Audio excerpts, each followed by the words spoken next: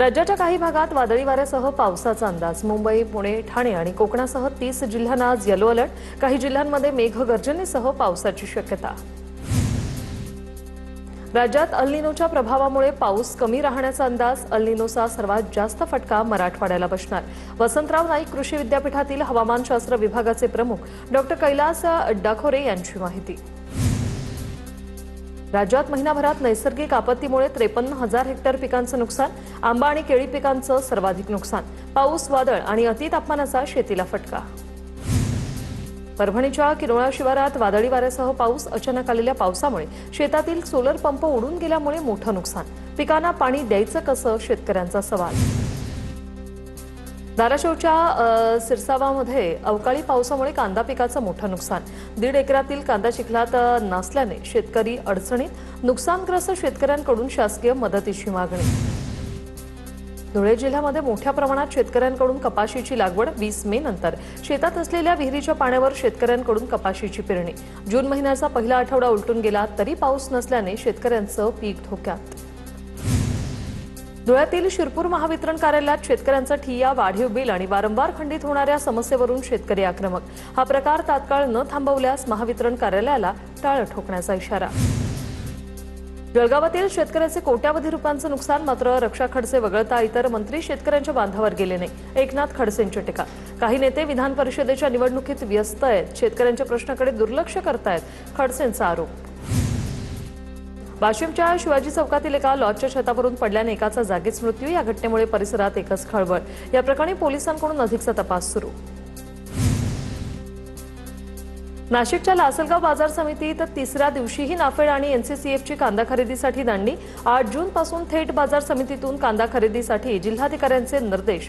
मात्र या प्रकरणानंतर शेतकऱ्यांकडून संताप व्यक्त। सरकारने गांजा लागवडीची परवानगी देण्याची शेतकऱ्यांची मागणी। नाशिकच्या विंचूर येथील सेंट्रल वखार महामंडळाच्या गोदामात कांदा स्वीकारण्यास नकार। नाफेड खरेदीतील प्रतवारीवरून कांदा उत्पादक शेतकरी संतप्त। जाचकटी शिथिल झाल्यानंतरही शेतकऱ्यांची पिळवणूक सुरू असल्याचा आरोप।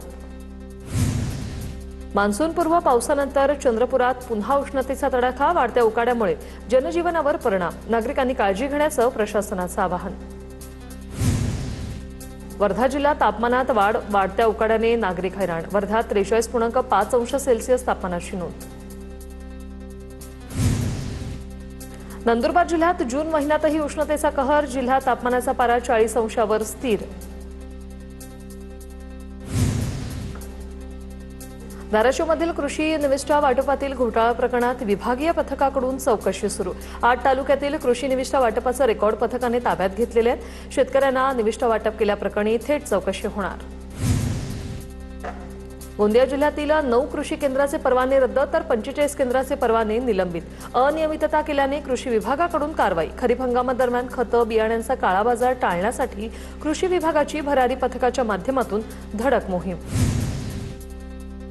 अकोल्याच्या अकोटमध्ये खतासाठी पुन्हा शेतकऱ्यांच्या रांगा। कृषी केंद्राबाहेर खतासाठी शेतकऱ्यांच्या रांगा लागल्याचं चित्र। अकोटमध्ये युरिया आणि इतर खताचा तुटवडा। इगतपुरी शहरातील मुख्य रस्त्यावर भर दिवसा 35,000 रुपये लुटले। ग्राहक सेवा केंद्र चालकाची 35,000 रुपयांची रक्कम लंपास। चोरी प्रकरणी इगतपुरी पोलीस ठाण्यात गुन्हा दाखल। अज्ञात चोरट्यांचा पोलिसांकडून शोध सुरू। जळगावात पावसाळ्यापूर्वी पाचोरा नगर परिषदेची धडक कारवाई।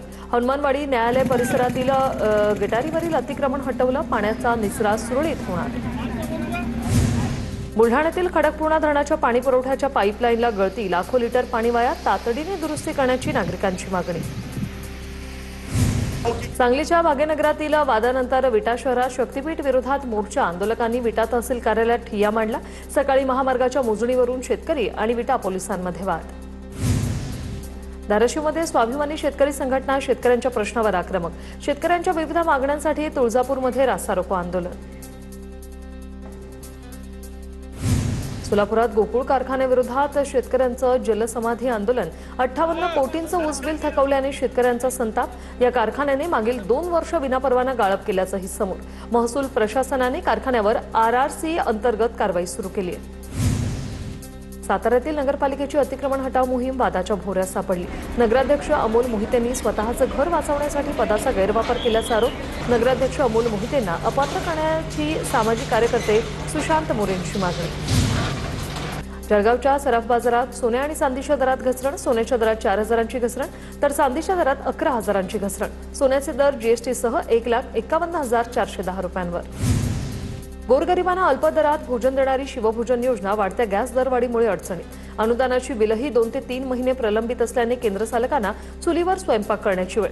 शासनाने तातडीने उपाययोजना करण्याची मागणी।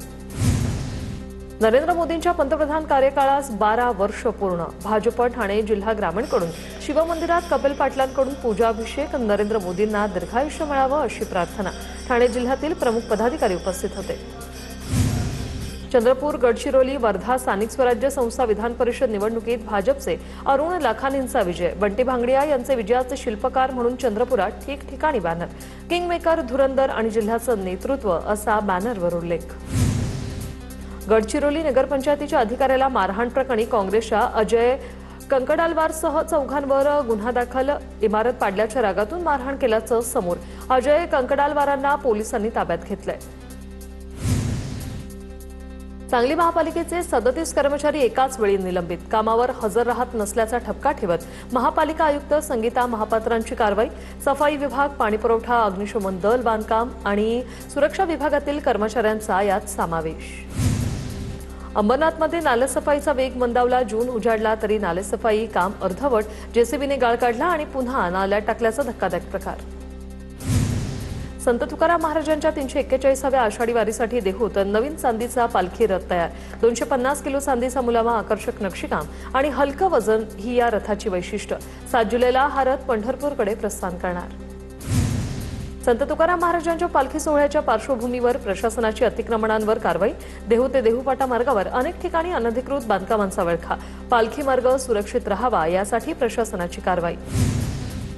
भाजप आणि हिंदुत्ववादी संघटनांकडून पालघरमधील डहाणू बंदची हाक।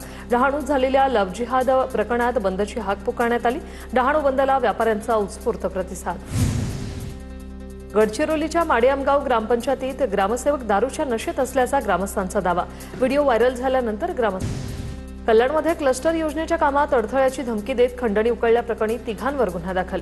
ठाकरेंच्या सेनेच्या 2 तर शिंदे सेनेच्या 1 महिला कार्यकर्त्यावर कोळशेवाडी पोलीस ठाण्यात गुन्हा दाखल। भिवंडीतील प्रभाग समितीचे सहाय्यक आयुक्त सुरेंद्र भोईर यांना लाच स्वीकारताना रंगेहात पकडलं। या कारवाईनंतर पालिका वर्तुळात खळबळ। अनधिकृत बांधकामांवर कारवाई न करण्यासाठी लाचेची मागणी। महाराष्ट्र केसरी पैलवान सिकंदर शेख यांच्या गाडीचा अपघात। सांगलीच्या कवठे महाकाळ तालुक्यातील विठ्ठलवाडीजवळ थार गाडीचा अपघात। गाडी सिकंदर शेख होते की नाही याबाबत अद्याप स्पष्टता नाही। पुणे जिल्ह्यातील निघोजेमध्ये शिवपार्वती मंदिरात चोरी। चोरट्यांनी मंदिरातील दानपेटी फोडून त्यातील रक्कम लंपास केली। पुरावे नष्ट करण्याच्या उद्देशानं सीसीटीव्ही कॅमेऱ्यांचीही तोडफोड। पोलिसांकडून चोरट्यांचा शोध सुरू। कणकवलीच्या नडगिमीमध्ये चोरट्यांनी एका रात्री 6 घरं फोडली। चोरट्यांनी नेमका किती मुद्देमाल लंपास केला याची आकडेवारी अद्याप मिळाली नाही। चोरटे मात्र सीसीटीव्हीत कैद झालेत। नागरिकांमध्ये भीतीचं वातावरण।